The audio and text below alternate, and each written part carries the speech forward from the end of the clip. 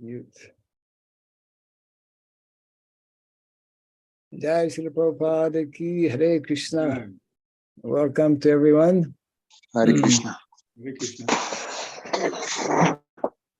And as we normally do, I'll just begin with a short prayer, and then we'll immediately get into our topic this evening.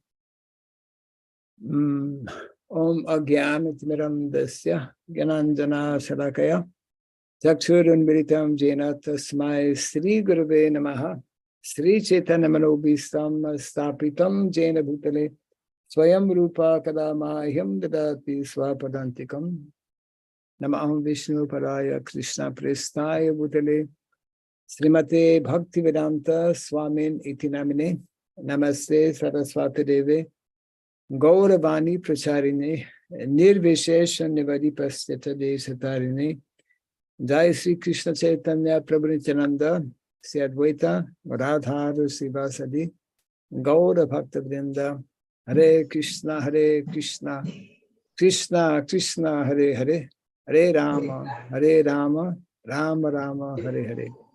Jai Sri Prabhupada ki. And today being a very special day, I'd like to wish everyone a very happy Narasingha Chaturdasi.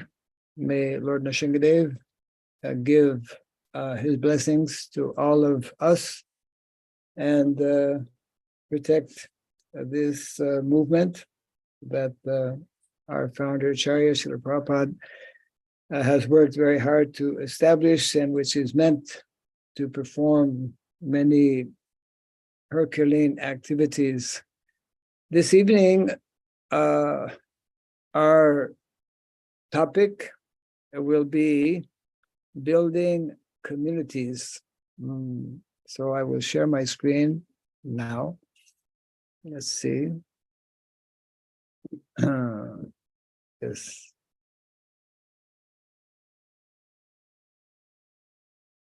This is our 7th module.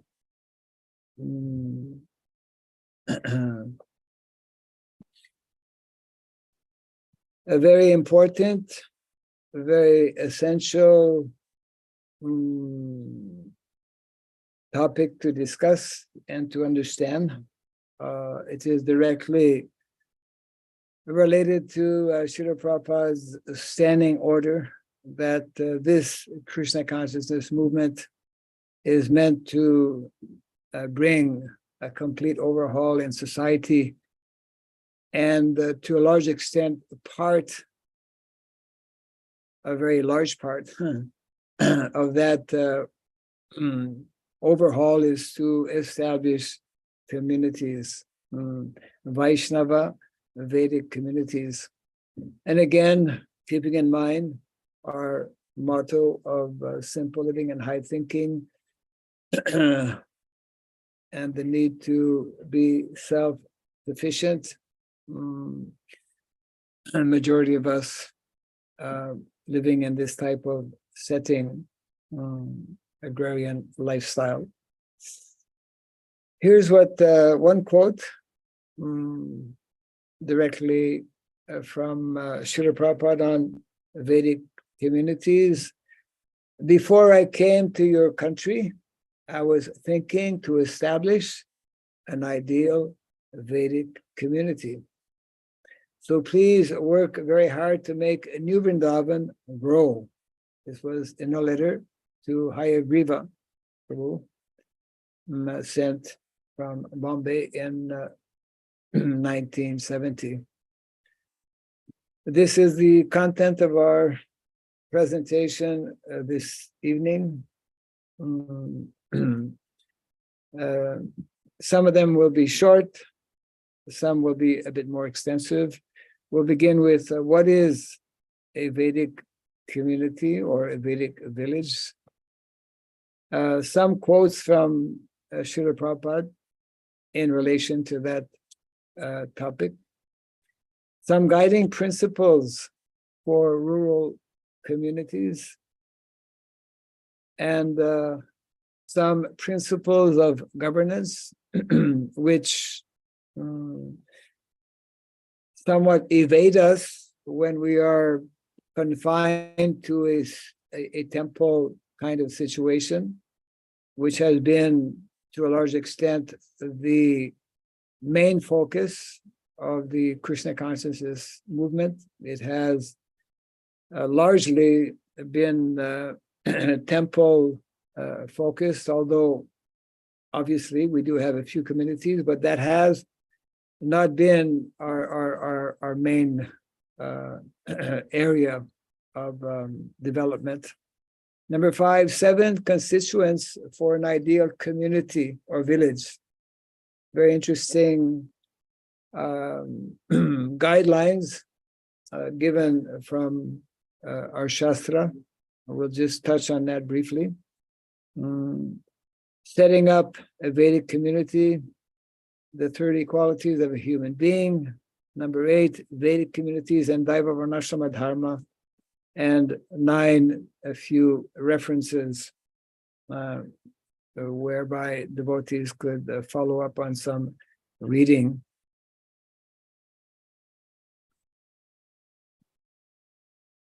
So what is the Vedic community? It's a letter to Hayagriva and Kirtanananda Swami way back in 1968. That Vrindavan conception is a transcendental village without any botheration of the modern industrial atmosphere. So it's very much in keeping with the whole concept of GITA NAGARI, essay on GITA NAGARI, meant to be a transcendental village. Also, Prabhupada continues, my idea is to create an atmosphere of spiritual life where people in bona fide order of social divisions, that means the 4 varnas and 4 ashramas, will live there independently, completely depending on agricultural produce and milk from the cows. I think we can all understand that we are quite a long way from that. Persons who live there will accept the bare necessities of life. We still have to come to grips what that actually means to maintain the body and soul together. And the major part of time should be engaged in development of Krishna consciousness. So this is quite clear and often repeated. Anyone who reads or hears Srila Prabhupada's classes or conversations, etc., will have come across this many times. Here are some selective quotes, and there are many more. I just chose a few here. In a letter to Rayaram, nobody should take to very hardship labor. Modern civilization has discovered severe types of dangerous industries, and laborers are attracted for high wage. But they should not accept such work. There is, I'm sure, most of you have heard the term hard technology. Vedic culture is not opposed to technology, but Vedic culture advocates what is called soft technology. A tractor, for example, falls in the category of hard technology. People get killed and is very destructive to the soil in so many ways. Many accidents because it's quite a big machine, whereas Vedic system of doing agriculture is by using a wooden plow, which can be carried on the farmer's shoulder when he leaves in the early morning with his 2 bullocks. So all that one needs are 2 bullocks and the plow, and one can manage. If one is not producing food for business purposes, which is the malady in modern day society.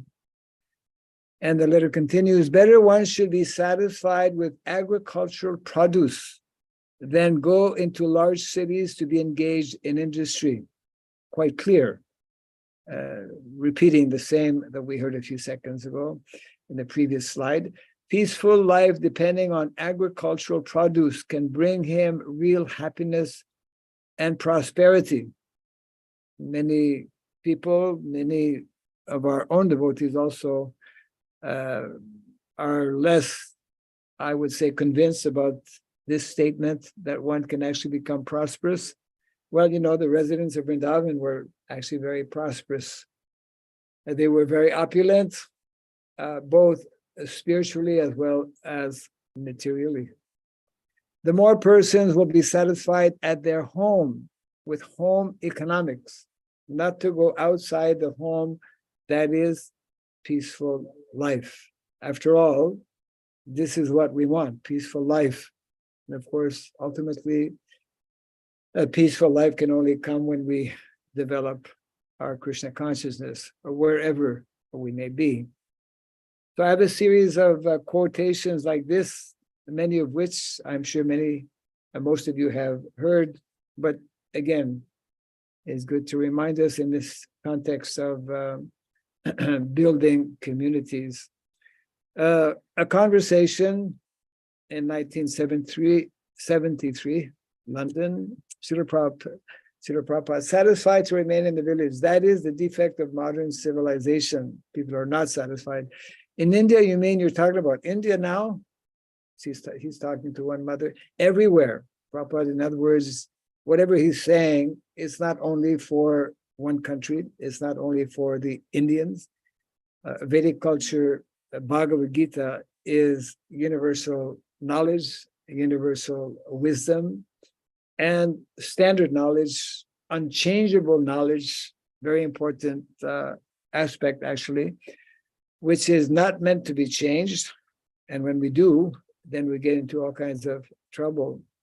The villagers, they have cows and land. That is sufficient for their economic problem. When will that day come? And the mother continues, yes, but I think one has to be clever enough not to let people cheat you. Clever, Prabhupada says, means that he must stay in his own land. He should not be cheated by the paper and go to the city. So yes, clever means one who doesn't leave his village. A third quotation from Rome in 1974. The easiest way to manage Zen, this is Bhagavan, who was the GBC at that time, is to have everything more or less in small villages. And Prabhupada replies, yes, that was Gandhi's philosophy, village organization. We referred to that, of course, in previous presentations. Our philosophy is that you produce your food anywhere. You stay and keep cows, take milk, produce vegetables, food grains, and chant Hare Krishna. That's all. This is our philosophy. Make your life successful. Simple. Simple, too simple. A fourth reference in a conversation with a governor way back in 75. The immediate program should be village organization as Mahatma Gandhi contemplated. Anadbhavanti bhutani parjanyad anna sambhava ava yad bhavati parjanto jagya karma samudbhava. And of course, we know the translation. Very, very often Prabhupada quoted this verse to underline how modern day civilization is not paying attention to this most important instruction given in the Bhagavad Gita by Lord Krishna. A fifth quotation, Australia, 1975. Gandhi wanted to solve the problem, but you rejected, probably speaking to some Indian person. Gandhi wanted them to basically village organization, same philosophy. That was Gandhi's proposal. Don't go to the city, town, for so-called better advantage of life. Remain in your own home, produce your food, be satisfied. That was Gandhi's policy. Again, the same theme is being repeated, and repetition, as we know, is important. Don't be allured by the capitalists and go to the cities and be engaged in industries. How many of our devotees have been allured and continue to be? Unless one is preaching, that is a different story. This is in reference to making a living. And of course, Prabhupada was very direct how the first Prime Minister of India changed everything, and he wanted to Americanize the whole of India overnight. There's a few more references here from Bombay, Mahamsa, who was connected with the Hyderabad farm. Now we are in the process of making a brochure so that we can present to trusts and foundations for bigger donations for the farm project. Prabhupada, that's nice.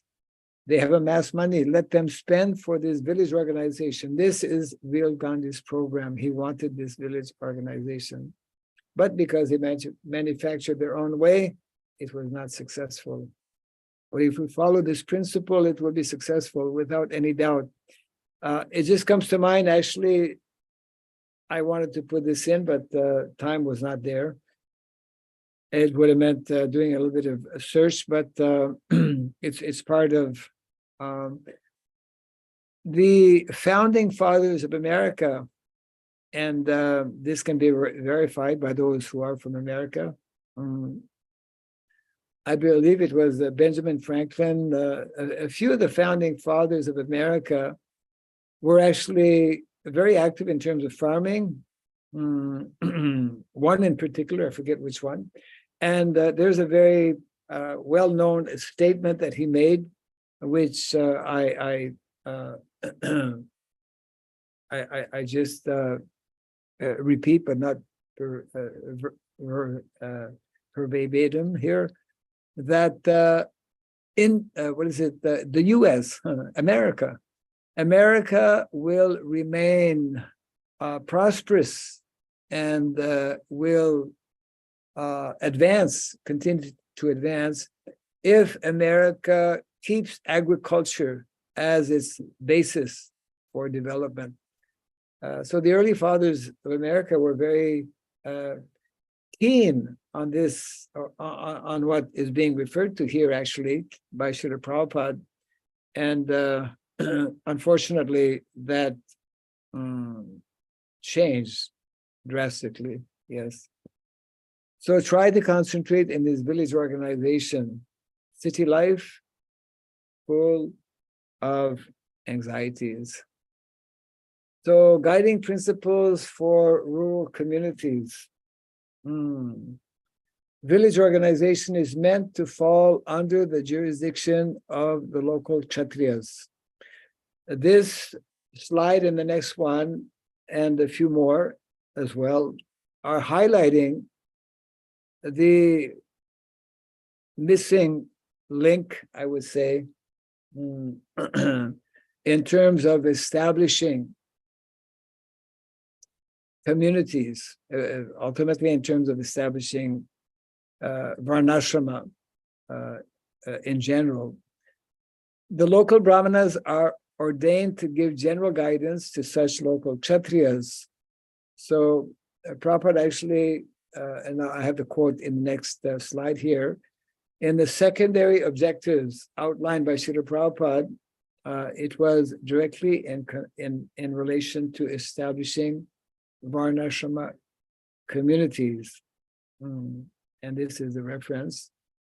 To revive the scientific system of social orders of classification based on intelligence, martial spirit, Brahmana, Kshatriya, Vaishya, Shudra, generally known as the four castes with reference to quality and worth. So it was very much there from the beginning. This is from the legal documents, founding document of association, which is available actually. Devotees can, very interesting, can read it in the folio. Such Varnashram communities by nature will be independent, self-sufficient, self-sustainable, and self-governed, as envisioned by Srila Prabhupada and as demonstrated in the Vedic culture. Our ISKCON society needs to recognize and uphold that rural communities, as they approach the traditional Vedic village model more and more, are intended to be primarily established and organized by Grihastha devotees, and this independent from ISKCON's or any other spiritual organization's direct legal governance. There are three principles that I'll be sharing. Be interesting to have some discussion on this, actually. But this aspect of governance is, in my humble estimation, extremely important, very crucial, something we've not really come to grips with, I would say, largely within our society, because we've not sufficiently discussed about Varnashrama, this 50% of Prabhupada's mission, Varnashrama Dharma, Daiva Varnashrama Dharma. And therefore, there are many, I would say, missing concepts, missing principles that are just not there. So I'm just continuing here.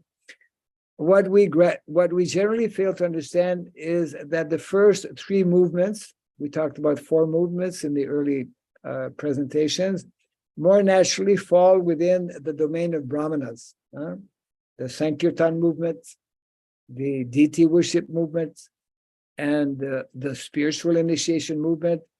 These are largely governed by and organized, overseen by Brahmanas.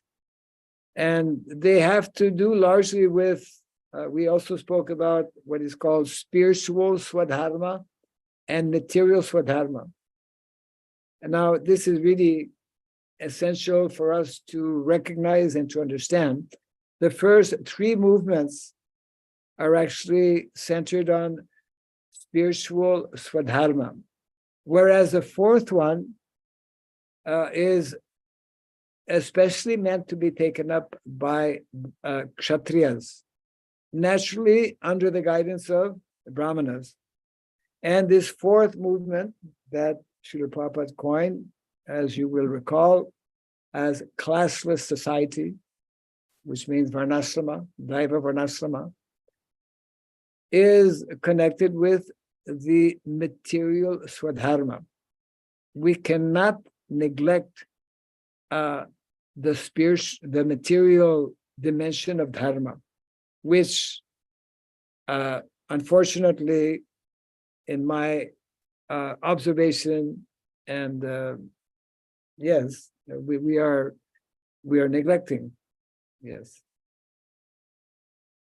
The Shudras will work primarily in the villages, localized life, and will utilize tools and craft based on soft technology. We referred to that a few minutes ago, which is simple, safe, as opposed to today's modern city, where most employment is based on hard technology, which is very dangerous, complicated.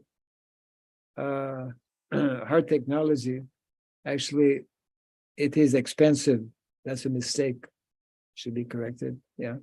By definition, a Varnashram community or village is a localized entity designed to be legally governed by its own members. We made many mistakes in the early days, and I would say we still are to a large extent when we try to micromanage a farm community sitting in an office in a big city. You see, it cannot work. Those who are residing in a rural community must themselves actually organize and make different decisions, etc. There needs to be a whole organizational structure at that level, which we find especially in a country like India. Now, these are the three principles of governance that I would like to share with you. These are, I should point out, I'm not taking this from any particular book. I don't have a direct reference from this. It is based on my observations, my experience in establishing a few communities. And first principle, legal governance of a village community is primarily the responsibility of its residents. I believe this is meant to be local governance. I don't know what happened here. Local governance of a village community is primarily the responsibility of its local residents. It should not be some committee or organization removed from the local community or village. So basically what I mentioned a few minutes ago. And this comes out very much in the ideas that Gandhi covers actually in his book on village Swaraj that we also referred to some few days back.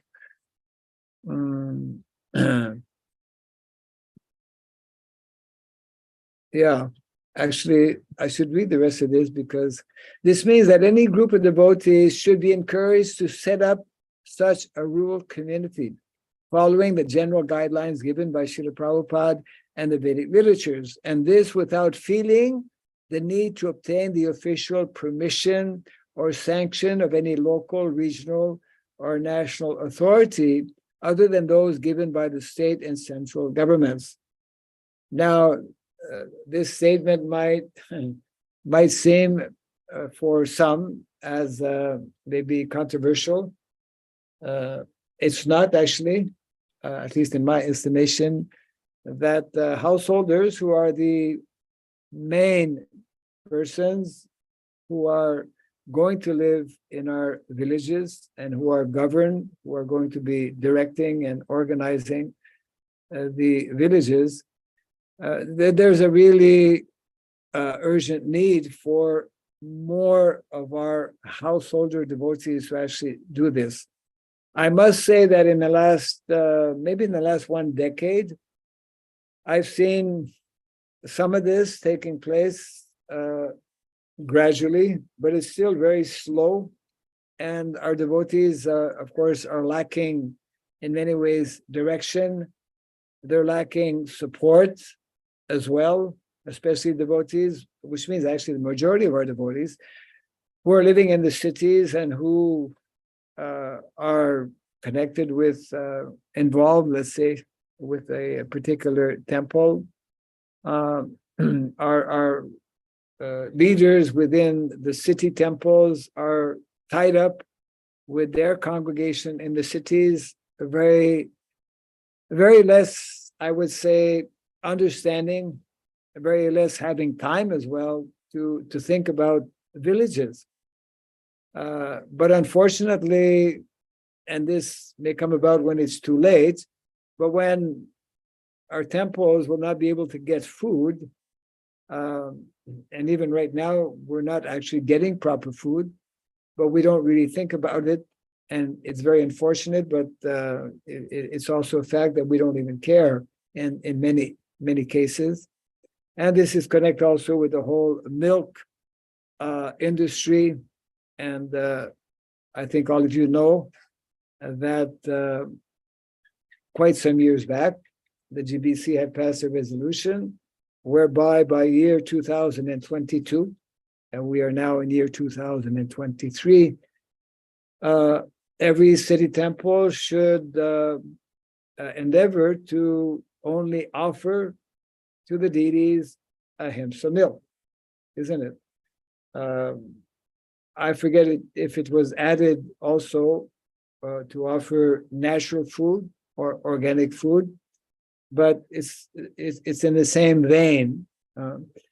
Unfortunately, I don't recall any follow-up discussion on this, and I would say to a large extent. Now, I may be wrong. I stand to be corrected. I would love to be corrected, but I still I believe majority of our temples are still caught up with the old paradigm. Yeah. So this first principle is very important. It is actually local governance of a village community or of a village is primarily the responsibility of its local residents. So let's continue here. Yes.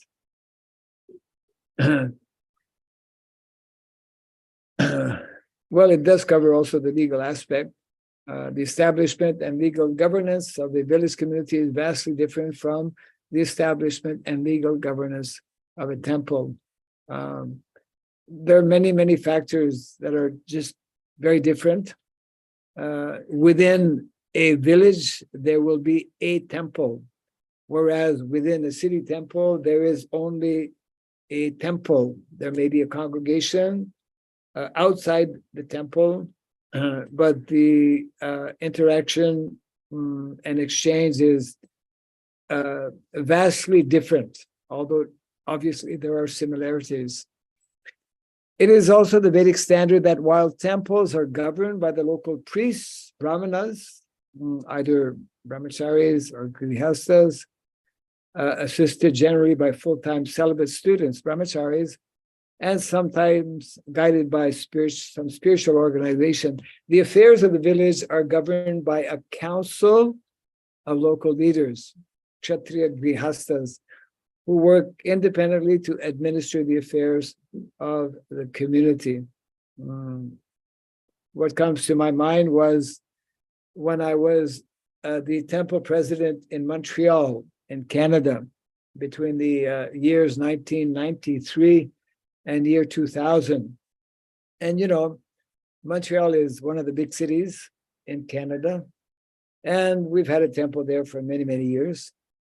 We also, the devotees have Rath Yatra every year, and for Rath Yatra, we need to get permission, like in so many, everywhere pretty well. And because we distribute food, we prepare that food in our kitchen. Well, you know, the municipality, being concerned about the health of people who will receive the food, they generally send someone who will check. And, you know, the kitchen has to be to a certain standard. And I remember one particular year, some of the representatives of the municipality, whatever department it was, had come and kind of checked our cooking facilities, etc. And then before leaving, they had put some labels at different places in our kitchen that was basically telling, don't forget to wash your hands, you know, and wear something on your head if you're going to be in the kitchen. In other words, you know, here are kshatriyas, they represent the kshatriyas, the leaders of the Montreal community, kind of ironically giving us directives in terms of cleanliness, which of course is meant to be the other way around, in the sense that brahmanas and spiritual organizations are supposed to know these things. Of course we do, but I'm just saying that within a city situation, which is like a large village, it is a responsibility of people who are governing that village or that city to see that there are certain standards that are followed. We go to the second principle. Governance of a village among the local residents is the responsibility of kshatriya and or vaishya grihastas, as opposed to brahmana grihastas. So kshatriyas, that is their primary responsibility to govern, to organize. There are three, actually, hopefully we'll have one of our sessions on the science of politics, or Danda Niti. Many important instructions in that respect. Probably we'll have that tomorrow. So there's a whole training needed for that also, which is given actually in Gurukul. So Grihastas are the ones who are meant to govern. It is also important to note that within a village situation, the temple takes up but a small geographical area of the entire village, as it is but one building amongst hundreds. Its immediate area of jurisdiction lies within the temple compound. Its focus is essentially spiritual, and as such, the temple falls under the jurisdiction of the village administration. I was giving this example of the city having different guidelines and regulations that we as a spiritual organization need to follow. Third principle, a temple in a village is but one of many departments or services established by and supported by the local government and local panchayat, or the local head of the village, or in the more traditional models by the local king, which is actually connected here with the second one. So I think I touched on this point that our main focus has been, continues in many ways to be, focused on our temples, and in many ways we could be labeled as being primarily ecclesiastic or monastic in nature. Actually, we interact very little, and we are much less involved in general. Some devotees are, but in general, with the ongoings of modern day society. So these are the three basic principles. It becomes obvious that the local temple president cannot be in charge of the entire village, obviously. So there may be a temple, an ISKCON temple in the village, but it's not the ISKCON temple that is meant to govern the village. That's the point I'm trying to make. The position and role of the temple changes in the village environment, and this has to be acknowledged by our ISKCON authorities and the congregation of devotees.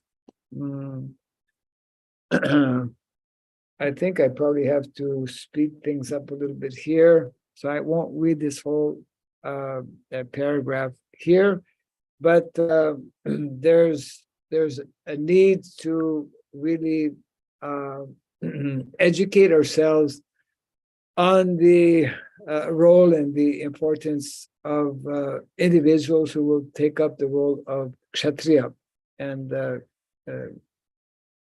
for the large part, most part, kshatriya means kshatriya grihastas. Now this is entitled 7 Essential Constituents.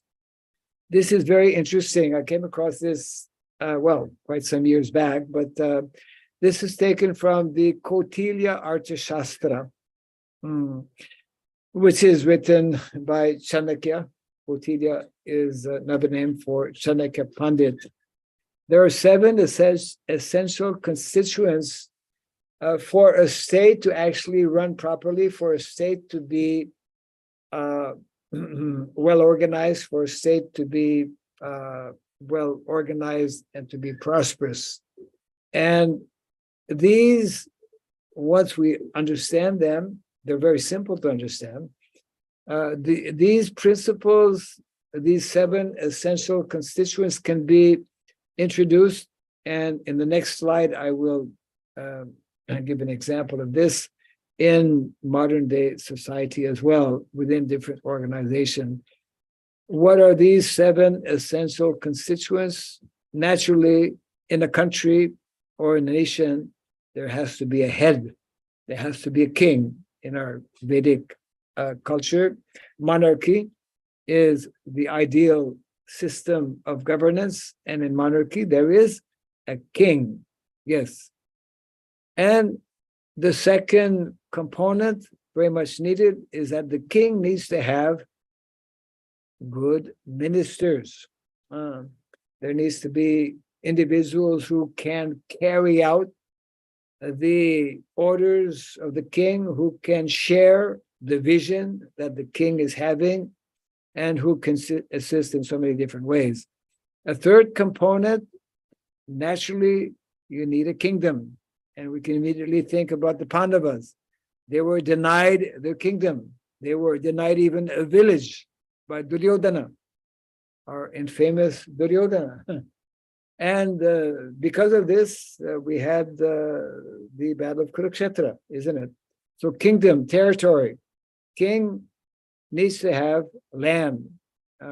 Number 4, within his kingdom, there needs to be a fort where the king will reside. And of course, within that fort, there will be a treasury. And that treasury is absolutely essential to govern the state.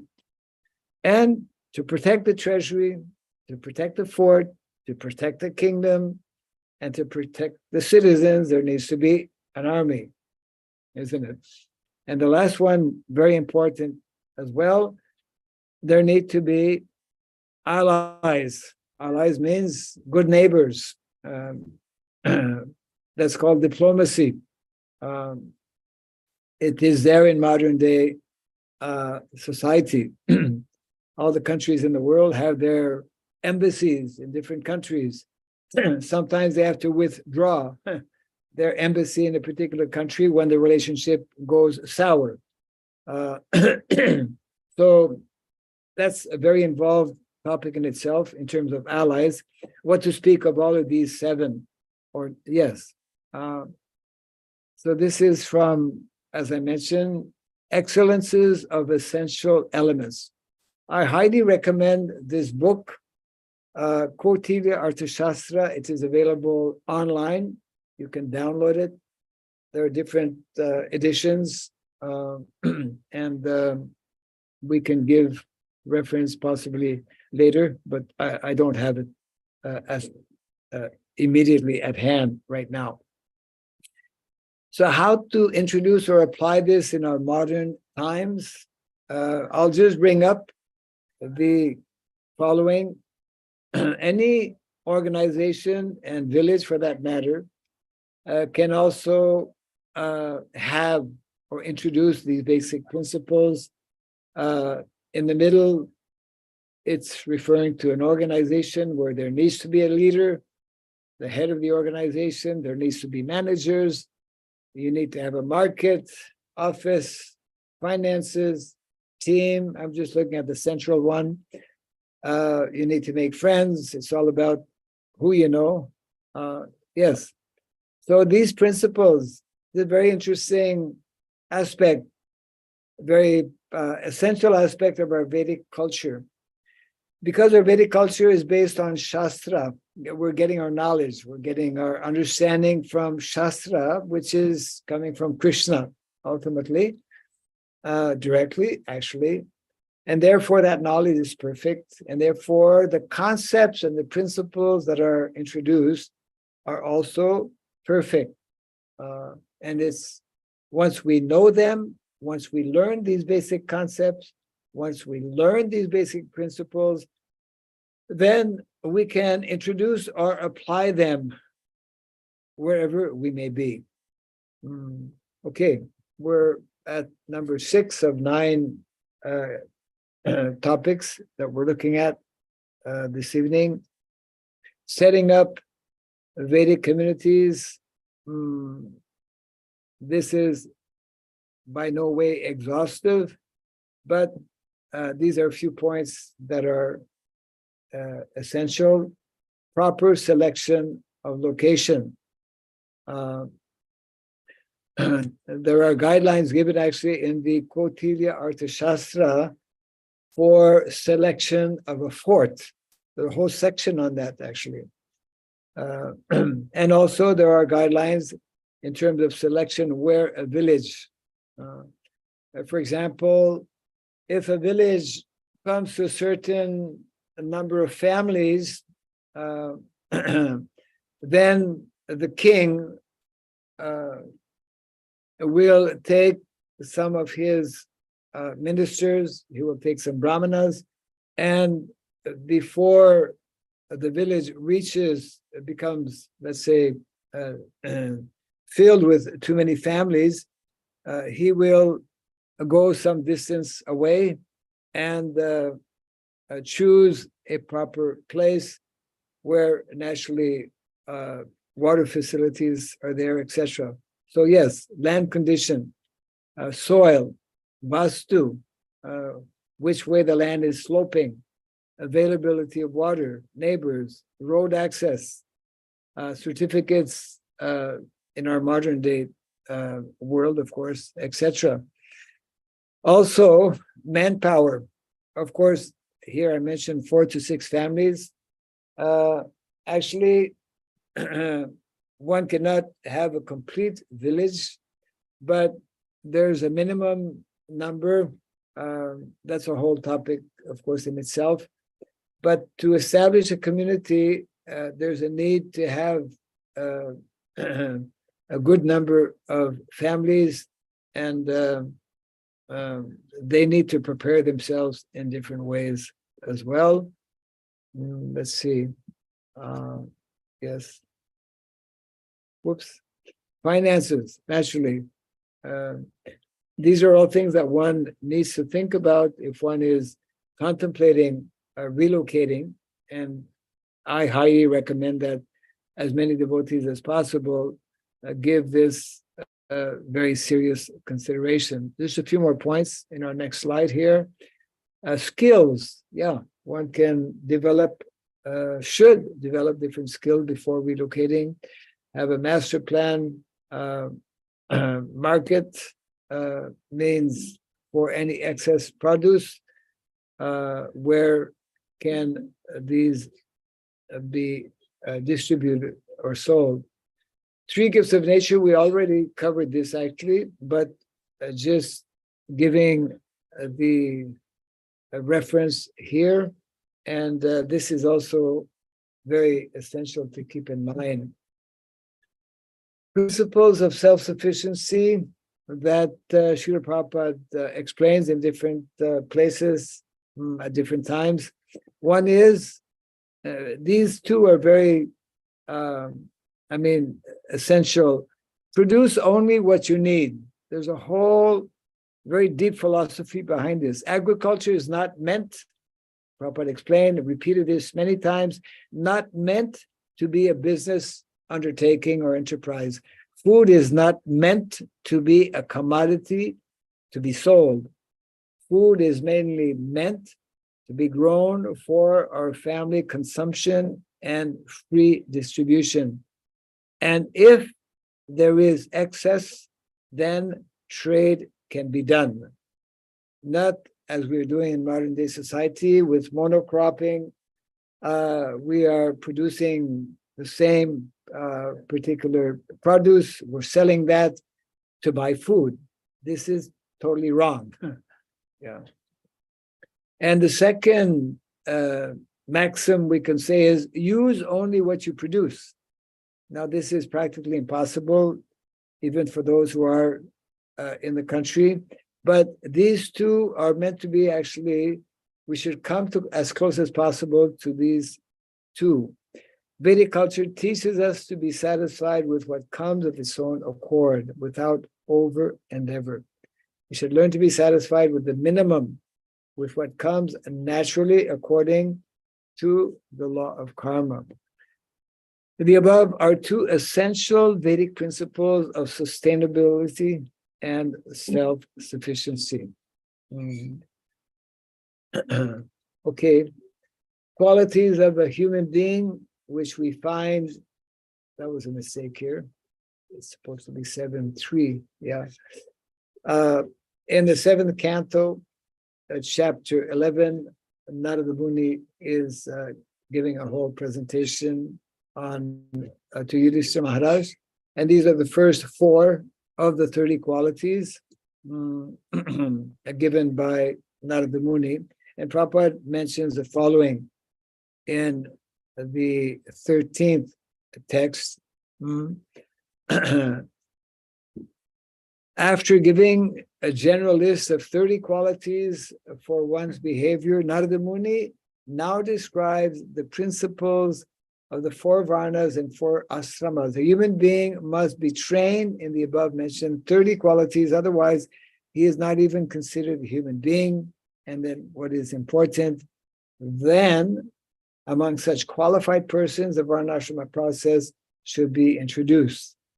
Now we may say, well, if we have to wait to develop all of these qualities, then we'll never get around to establishing varnashrama. The point being here, we should try to understand that the more that these qualities are within us, the more individuals we have who are actually cultivating these qualities, then the more chances we can actually be successful in establishing Vaishnava and Vedic communities.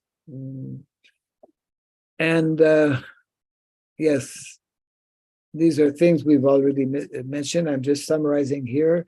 Vedic communities and Daiva Varnashrama, the aspect of education, both formal and non-formal, we touched upon, are very fundamental. Vedic economy, we should understand what is Vedic economy. Is very clear, and it's not going to change. And the sooner we understand it, the sooner we take it up, the sooner we will be better off. And we just mentioned on this as well, keeping in mind these 3 gifts of nature. And these are references, some of them I've given before. Of course, from the Bhagavatam, Canto 7, chapter 11 to 15. Requesting devotees in general, actually, to read these important, both instructions, direct instructions given by Narada Muni, as well as the wonderful purports presented by Srila Prabhupada. Naturally, the essay on GITA NAGARI, which is the focus of our seminars here. Light of the Bhagavat, written by Srila Prabhupada before he went to the West, also containing many important instructions relating to Varnashrama. And about speaking about Varnashrama, we made reference to that in the beginning of our presentation. This covers our topic this evening, and let me see, I'll just stop sharing my screen. And so this topic of establishing communities, I would say in many ways is a need of the hour. Prabhupada felt many years back that it was urgently needed at that time as well. So I would invite devotees, if anyone has comments or some questions or clarifications. Yes, from IDVM. And who is from IDVM? Or this was just a verbal response to something? On a Venugopal Prabhu. Yeah, he's there. So he can speak up possibly and elaborate on yes. It's actually one of the most important responsibilities of the ISKCON Daiva Varnashram ministry that we're fortunate to have here in India, and that actually should be present in all of our different countries where we have preaching activities. Any further thoughts on this, Mr. Venugopal ji? Hare Krishna Maharaj, Dandot Pranam. Hare Krishna. Actually, I said yes to the Hanumat Preksha Maharaj is writing some books, those books for the referring the for Kshatriyas actually. So that's why I Oh, was I replying see. to. Oh, that's on the chat, is it? Yes, yes. Okay, I've been, I've not been checking my chat. I suppose I should have. Okay, that's very good. Let's see. We have Agora Nitai. Prabhu, your hand is up. Please. Hare Krishna Maharaj. Haribol.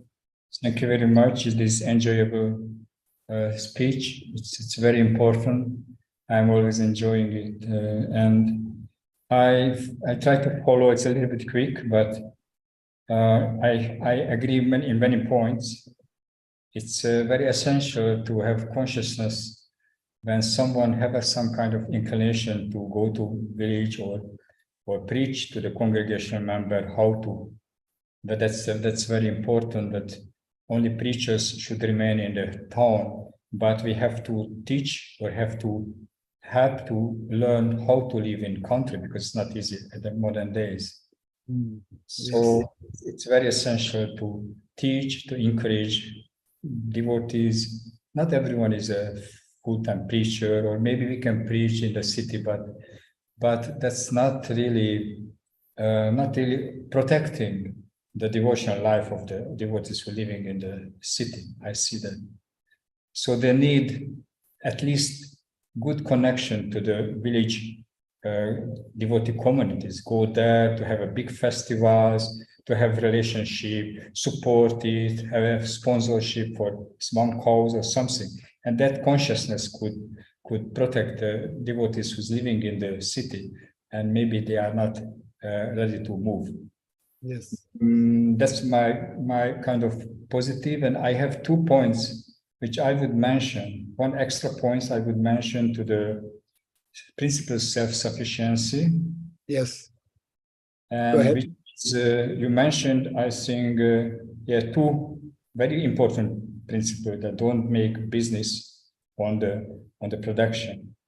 Means don't depend on what you can sell on the market and get money, and with that money buy something. It's not self-sufficiency, because market always will change.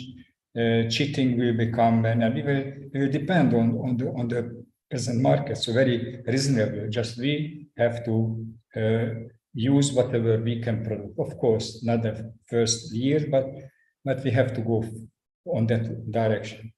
And you mentioned these 2 points. I would like to mention the third point, which is included in these long qualities of the Narada Muni's explanation. But one quality is very, very important to learn, to be satisfied. To be satisfied, because we don't know how to learn to be satisfied in the present situation, either in the city and that we have to cultivate. And when somebody at least learning how to be satisfied, that person have the chance to remain in the village for after 5 years, 10 years, when some have some difficulties, children grow up, they want to go to different school, but still, if you are satisfied, you can stay in the village. Good points. And the other point is, I think, is very important for a rural community, which I don't really check. You mentioned. You told that in the village community, the temple is one building. Yes. Humble, I would disagree. Okay. I see like Radha Krishna as an ultimate owner of the village. They are the ultimate king and princess, and they should have the center. They should have living in the center, because they are the owner, they are the enjoyer, and we have to make that visible, that one center, the Radha Shyama Radha Krishna, because in our village, Radha Shyama is the owner. And they have to be appreciated in that way. They have to be really worship everyone. Like in Jaipur, everyone goes and run at every morning. So I would like to put that principle as a very important principle from the beginning. So that Yes. would be my extra point. Yes, yes. Okay. Yeah, philosophically, that is the fundamental understanding, and it is how a place or a country like India, especially traditionally, the temple is meant to be the central focus, and people are meant to congregate. Matter of fact, in a place like Indonesia, which is very closely connected actually with the Vedic culture, they have guidelines whereby one is not allowed to live in a village unless one agrees to attend functions in the temple, unless one is participating in the various festivals throughout the year, because they still maintain this very important point. So it was my point about the temple being one of many, especially in larger places, maybe in the context of cities especially, is not to minimize, especially in the village, because in the village it becomes even more,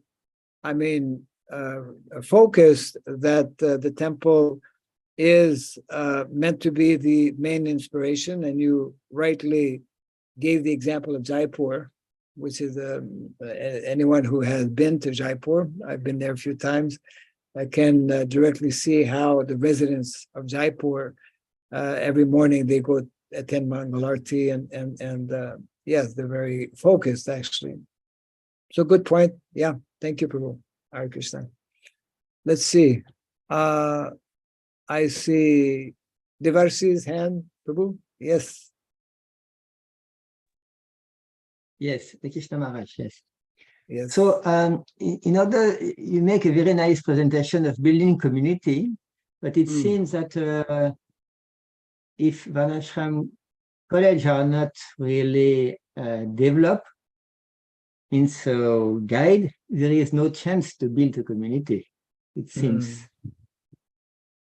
Yes, of course. Therefore, Varnashram College is where a very detailed curriculum will be outlined. It's the place where one will be able to develop skills and develop the know-how, how to build up a community, isn't it? So possibly this presentation could have given more directives in that respect, which is maybe what you're hinting here. But definitely, Prabhupada often would emphasize and remind us how Vedic culture is giving a lot of emphasis on training and education. And this is most important for us as devotees. I'm always amazed when I think how a personality like Srila Prabhupada, our founder Acharya, who, although not coming from a village background, born in Calcutta, raised in Calcutta, his education in Calcutta, but he was so tuned in to the need of villages and how our whole Vedic culture is village culture, and he is the one who introduced the whole concepts of Varnashrama colleges, which is an extension, we could say, of the Gurukul ideology based on traditional sciences. And and these Varnashram colleges, of course, that's the whole topic in itself. These Varnashram colleges is where leaders will be trained to educate others in the more simplified ways, because actually the curriculum, the topics that will be taken up For example, tomorrow, I think I more or less decided on presenting the science of Kshatriyahood, or the science of politics. And a number of devotees, some of the devotees who took up, this was one of the courses on Vedic sociology, isn't it? There were 5 modules. One of them was in relation to this, one of the 4 vidyas, Chatur Vidya, the science of politics, is very involved. It takes many years to learn so many subject matters. And the majority of our devotees, the same thing actually, even more so, I would say, for the science of education, for the Brahmanas. It's very involved. Majority of our devotees don't have the attention span to even hear about these topics, because it requires a certain disposition. It requires a certain intellectual ability as well to understand what is even being presented, isn't it? But these need to be introduced systematically, and we cannot minimize the huge amount of information that is there in our Shastra that is needed for a number of our devotees to learn how to establish communities, how to establish villages, how to organize villages, etc.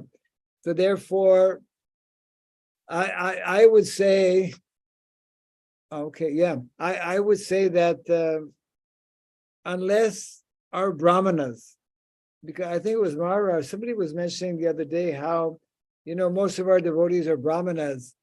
I'm not sure if that's true. I would rather say that we have very few Brahmanas. We have many initiated devotees with, as I mentioned, a Brahmana thread, Yes. but actually the thread is not meant to be known as a Brahmana thread. The thread is meant to be known as a sacred thread, and we are meant to actually, this is a direct order given by Srila Prabhupada, we are meant to actually introduce Brahmana culture, Kshatriya culture, and Vaishya culture, all of whom, the Brahmana, the Kshatriya, and Vaishya, are meant to have a thread to represent that culture.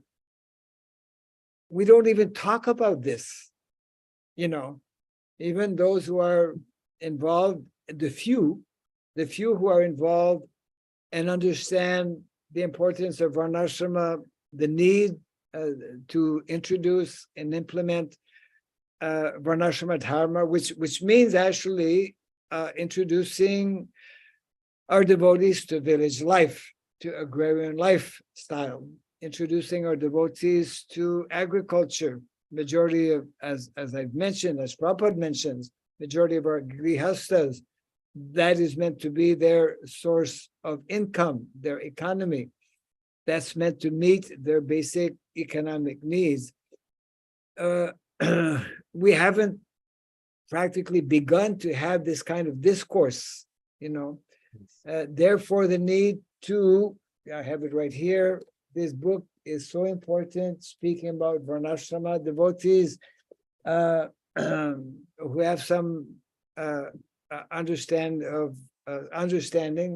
should be encouraged, the rank and file devotee at least to become somewhat familiar with what Prabhupada is speaking about. So yes, Varnashrama College is that place where these basic principles in terms of establishing villages, one will be able to learn these things. Naturally, this is, I'm touching on some basic things. I personally have so many things to learn as well. I think I'm a typical person within our ISKCON society who, although received, Brahminical, the Brahmin thread or the sacred thread, in the early days when I was a brahmachari, I'm probably one of many of those individuals who have received second initiation, who have not studied as deeply as I could or should our Vedic literatures, and I'm still caught up even now, for example, in some administrative things, and really would like to just focus on what brahmanas are meant to do, because brahmanas are meant to spend hours and hours every day, deeply studying our literatures. And the last point I want to make, and I hope is somewhat addressing your point, Prabhu, is that our brahmanas should not limit themselves simply to studying spiritual topics, thinking that if I study material topics, it's Maya. This is a very major defect and fault, I would say, on, I don't know how many have this kind of mindset, but it's equally important for us as a society, for us as individuals who are meant to represent the Vedic culture, to be well acquainted with the spiritual dimension of dharma, as well as the material dimension of dharma. Otherwise, we will be imbalanced, and people will not be able to relate to us. People will, we will be seen as obsolete and as not at all practical. That, I'm sure, requires more discussion. But anyways, if there's anything else you'd like to add to that point, please do so. Just one thing. This means you mentioned that in a temple, usually we have a temple president, of course, and in a village, it's different. So sometimes some devotee, I know some, they want to start a farm or Yes. like in village life, but sometimes the ISKCON leaders are not so much supportive. Sometimes. Yes, many times. Sometimes I think we can say many times. Yes. So actually, in that type of situation, what to do? Preach. we have to we have to bring out various directives and direct instructions. I brought out a few in the presentation this evening.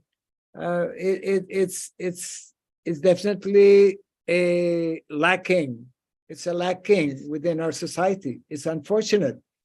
I mean, some of our leaders have written in the past and even acknowledged today that, it's 50% of Prabhupada's unfulfilled mission means that we have not properly understood this whole dimension of Prabhupada's mission. And therefore, as much as possible, we need to bring that up to those who are in leadership position in our respective places, so that there can be more attention and more action given in that respect. Yeah, it's sometimes definitely discouraging to some devotees that support is not there, and what can I say? The only thing I can say is that it's unfortunate. It should not be like that. It's a hindrance to advancing and realizing the mission that our founder, Acharya Srila Prabhupada, has given us. So hopefully that can change. Yeah, I see two other hands up. So with your kind permission, I'll go to another. Thank you, Maharaj. Thank you, Prabhu. Thank you very much. Yes, so let me see here. I have to kind of skate around here a little bit to find out whose hand is up. Hands, where are you? Oh, here you go. Okay. The first that comes up. Well, I'm going to take someone that I don't recall I've asked, Nityananda Charan, and then we'll come back to Tirthanath Prabhu. Okay. Nityananda Charan. Yes. Hare Krishna Maharaj, Dhanvat Pranam. Haribol, Hare Krishna. Yes. Sorry, my camera is not working. So because Okay. of that, my camera is off. No problem. Go ahead. Maharaj, like I'm from India, so especially in the last 2 decades, I have observed that how villages are getting emptied. People are shifting from village to city. Yes. Yes. So my question is, Maharaj, here we are talking or we are trying to bring the city people back to village. But what about the people who are moving from village to city? Because they already from their childhood, they have grown up in that environment. They know Yes. the basic things. Yes. So what you can suggest for them or how we can make them stay in the village? Yes. Yes.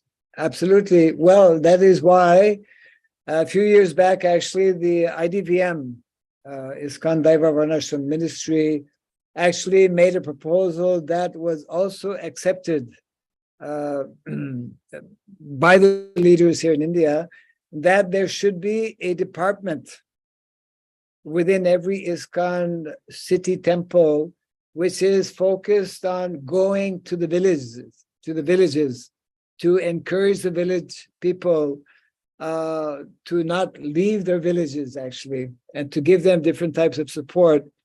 In the last few years, it was part of my doctoral research in sociology. I personally went to over 100 villages here in India, and people in the villages, from ordinary village people, farmers, to the local leaders as well, they were very appreciative of the fact that, hey, somebody's thinking about us. Somebody seems to care for us.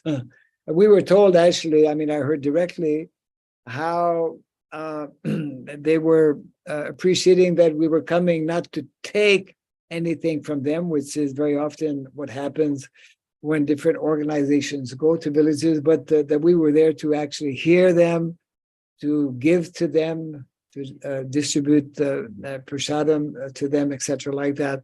And they were, in many places, kind of pleading, please come again, I mean, I saw that not only here in India, but I saw that in the community that I belong to in Canada, Sharanagati village.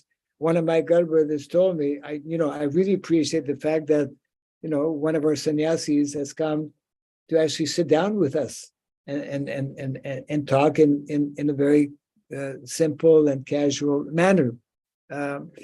So every one of our temples, especially I would say the larger temples are doing a disservice to our society and to Srila Prabhupada by not having such established department, and by not allocating, by not having, especially those temples where they have a lot of brahmacharis, where they're cultivating our youth. Our youth in India are being, I would say, unfortunately, blocked from this dimension of Prabhupada's preaching mission. They are not being introduced to this important aspect of our responsibility as preachers to go to the villages. We should go to the villages, not simply, of course, some of that is taking place. There are Sankirtan parties going in the villages, but we need to train these devotees that about these four movements, for example, and we should specifically be giving support, encouraging, which is a point you're making, Prabhu, to encourage village people to remain in the villages. But we need to educate our own devotees on how to help them understand why it's important to be in the villages, why many of most of our farmers nowadays have taken to modern agro business, isn't it? And therefore are caught up in wrong understanding of what actual agriculture is.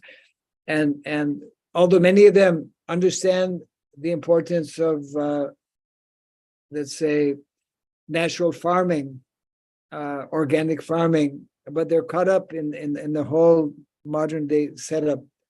So we can help, and we should as well, by educating our own devotees how they can actually help those who are still in the villages. I hope this helps a little bit. Let's go to Tirthanath Prabhu. Yes, and then two more devotees will be coming. Yes, Prabhuji. Krishna, Dandavat Maharaj. Haribol. Dandavat to all Vaishnavas. Actually, Maharaj, I would like to say that when we are going in for this farm community situations, we always, since we are starting from scratch, we will definitely have these teething problems what we generally come across in any such cases. Like as I went for training under Deva Varnashram Ministry on agriculture, soil, and all these things, I was really shocked to see that the weeds are helping us. It's a myth. What is helping us? Weeds are helping farmers. Oh, okay. So, and another myth is insects and pests are not really eating our food. Yeah. They're actually helping. So these things, it was like out of the world experience. And they even taught us to say that if you till the ground, it is like stripping the mother earth. Yes. It was like, a concept which was really, that is natural farming. And it was beautiful. And the same way, we have in the other aspects also, like due to Gomata, when I went for a training for 1 year on Goshala and certain things, you won't believe, I was shocked to say that I learned that the Gomata doesn't have teeth in the upper jaw. Okay. Yeah. I didn't know. So then I thought, I'm the foolest person in the world, I thought. Then out of my curiosity, I asked several people and everybody told they don't know. they were telling, the question was like this. We have so this many rows of teeth in the lower jaw. How many in the upper jaw? This is the question. And everybody told some numbers. They never, not even a single person told that there is no tooth in the upper jaw. Because the cow's methodology is to strip. And the upper jaw is like a rubber which will strip the easiest part of the, whatever growth, agricultural growth or whatever they consume. Yeah. Yes. These are all like, out of the world experience I had, which was not told. And, right. And as I explained, when we come across all these communities things, we will get all these exposure and it has to be imparted to all places. For example, I read an article on developing centers. Like, for example, there is a company called 7-Eleven. They always have a shop starting 7 o'clock in the morning and closing 11 o'clock in the night. Right. They have almost everything in the household, whatever you need. Work. Okay. It's a small place, is one person managing and things like that. And that owner gave me a speech which was really very good for our community, for our sake. So he said, it was very difficult for me to organize one center first in my life. Mm. And after that, I was just doing it like that. It's like, making a Xerox copy. He was just multiplying it on only one thing he learned. So like that, in the community also, we have a lot of problems and things like that. We get things done and, we don't want to invent the wheel every time. Yes. Once it's yes. done, it's done. We'll keep on multiplying it. And that is what I hope you will also be having in your. It Good was point, very Prabhu. nice, Maharaj, your speech. Everything Yes, is, yes. Okay. Thank you, Prabhu. Yeah. Prototype. Okay. Hanumat Prasad Maharaj ki jai. Your hand can be lowered. Hare And then- Krishna, Haribol. beautiful downtown Murfreesboro, this was the first state capital in Tennessee. Then they moved to Nashville. I Okay. guess they all wanted to hear Johnny Cash and Elvis Presley. Okay. Okay. Again, I have 20 pages of notes. that Only. I didn't say that ISKCON is predominantly Brahmins. I said that it is Brahminically inclined. Okay. Yeah. I'll have to replay that. Okay, no problem, Maharaj. Go ahead. Yeah. For example, our Kshatriyas taking the GBC temple president, they're Brahminically inclined Kshatriyas. They should be trained in church management. We should have courses. Anantaruk did a whole survey in the U.S. and there's something like maybe 15 places that offer a master's degree in church management. And every single one of them is over enrolled. Yeah. So people are just trying to get training, which is our idea in Nashville, starting a teacher training college and everything here. Okay.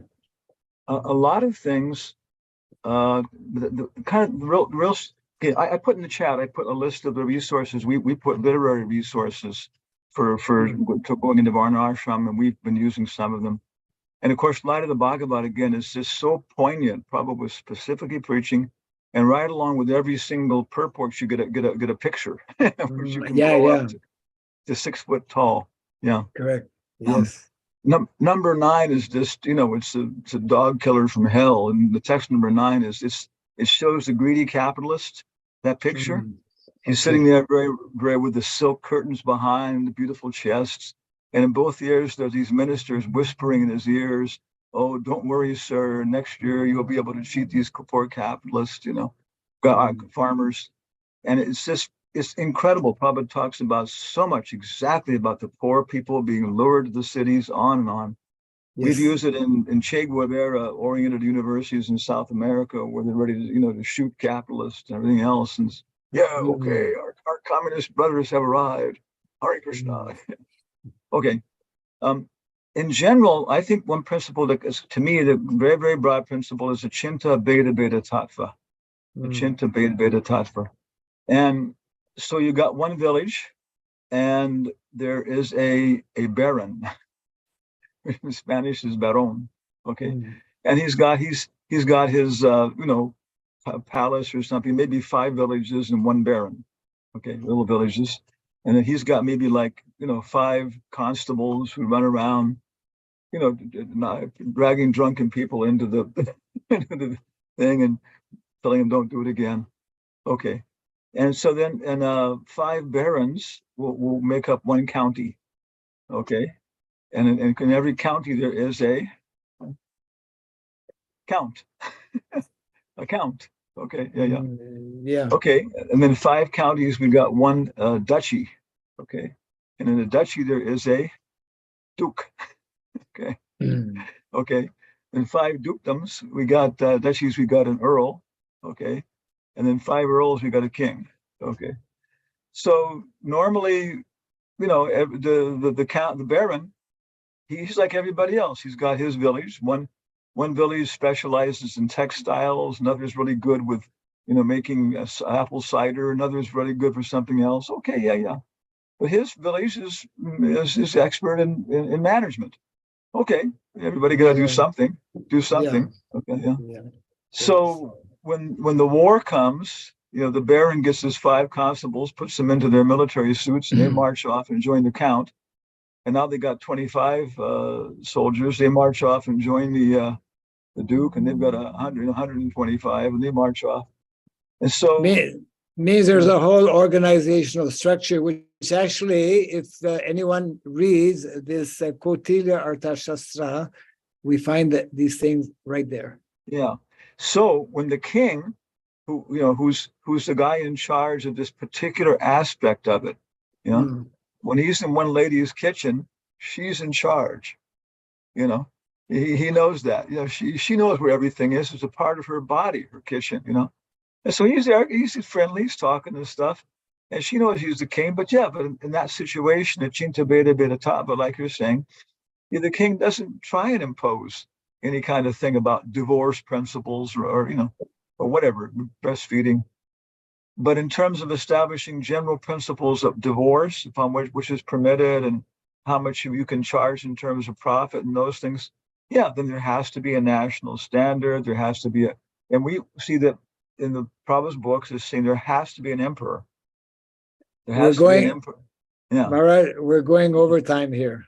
Okay. So that's my main principle. I wanted to point out that the Sachinta Beta Beta Tattva is a fundamental principle for understanding the whole Vedic culture and sociology. Okay, thank you. Yes. Okay. Thank you, Maharaj. Haribol.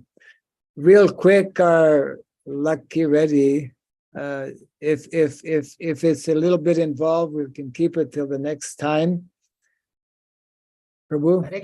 Hare Krishna Maharaj. Yeah.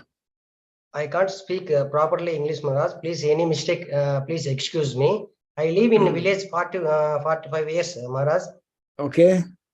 My village surrounding 6 villages have many families before village living or settled city for children's education. That also, but my observation is since 5 years, they come back villages and buy land. They want to see nature, green nature. Some rich persons or city also, they wanted to buy land in villages and constructed cottages and buy cows. That's like Maharaj.